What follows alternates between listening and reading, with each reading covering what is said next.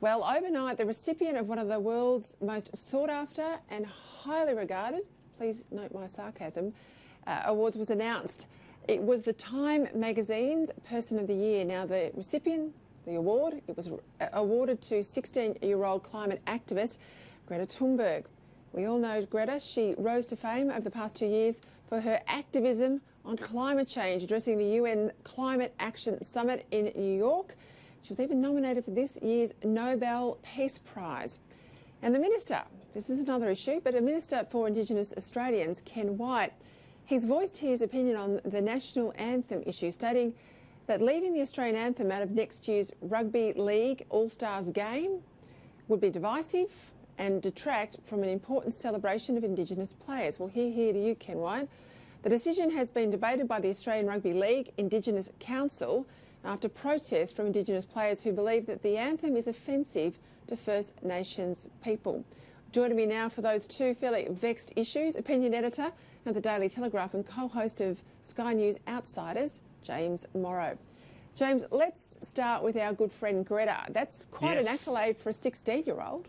Oh, look, you know, when I heard the news, all I could think of, Peter, was how dare they? How dare they give the award to Greta Thunberg when they could have given it to brave people like the Hong Kong democracy protesters who are fighting for their very lives and the survival of their city and democracy? How dare they? But, of course, we all knew that this was going to come down when they started talking about Greta Thunberg, or when they started to talk about the Person of the Year. We knew that this was going to be in the new sort of woke Time magazine world that we're in. It's not the Time magazine that, you know, we all knew and loved and grew up with 20, 30 years ago. It's a much different thing.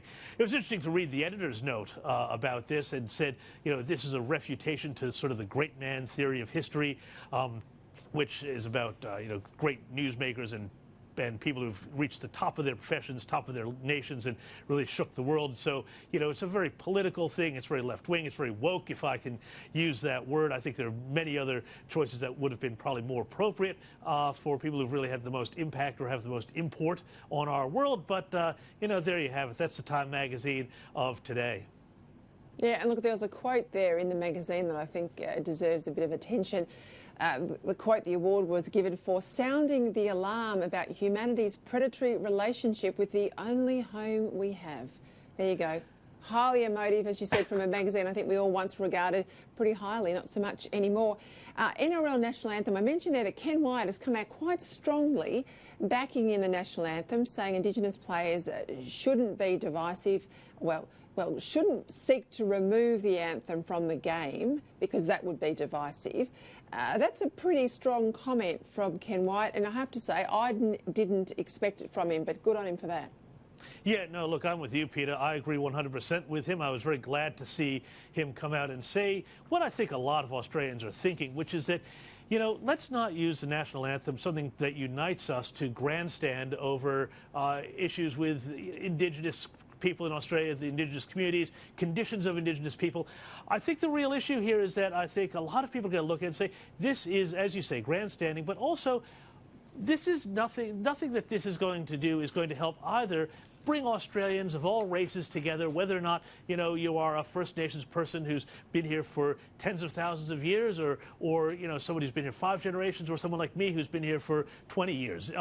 We need to all have things that bring us together. This, of course, tears us apart. And, of course, the other thing that it won't do anything, Peter, about closing that gap, about improving the quality of life of Indigenous Australians, about literacy, about healthcare, about anything else. And so I think that things like this that set people apart, it's not going to increase the amount of goodwill in the community, which is what we really need if we're going to tackle these sorts of very vexed problems.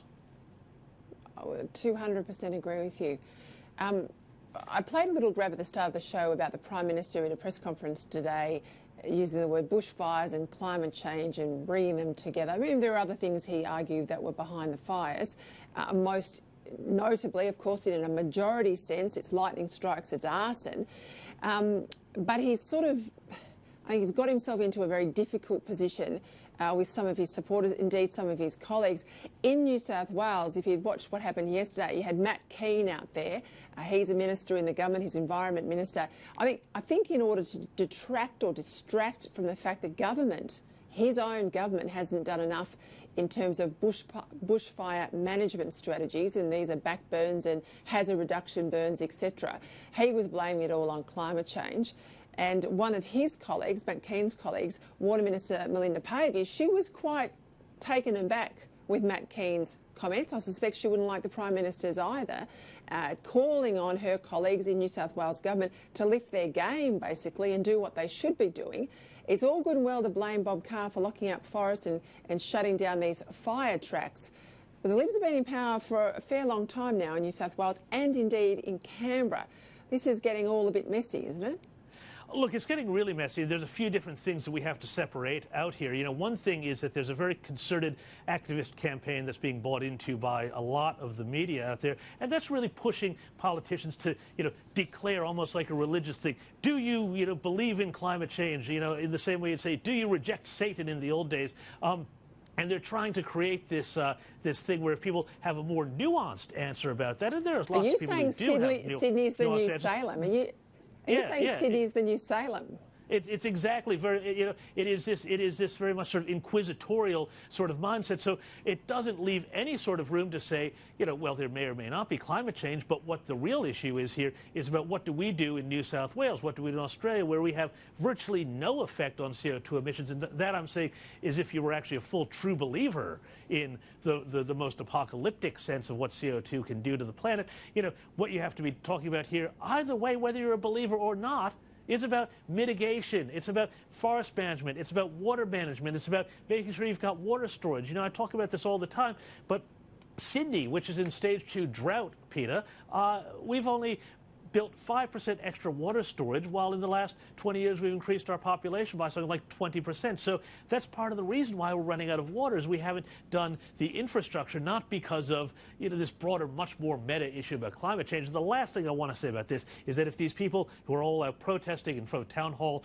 yesterday and elsewhere were really serious to be protesting in front of the Chinese consulate and the Chinese embassy, because those are the guys who are really spewing and will continue to spew CO2 for decades to come. And spot on. If they really cared about this issue, they'd get out into the fireground areas. I know that they can't be trained up in an instant to fight fires, but they could hand out cups of tea, they can fundraise for our bushfires, they can do something useful. But anyway, we could keep going all night if that was the case. Thanks very much for your time, James Morrow. Have a great weekend. Thanks, Peter. See you.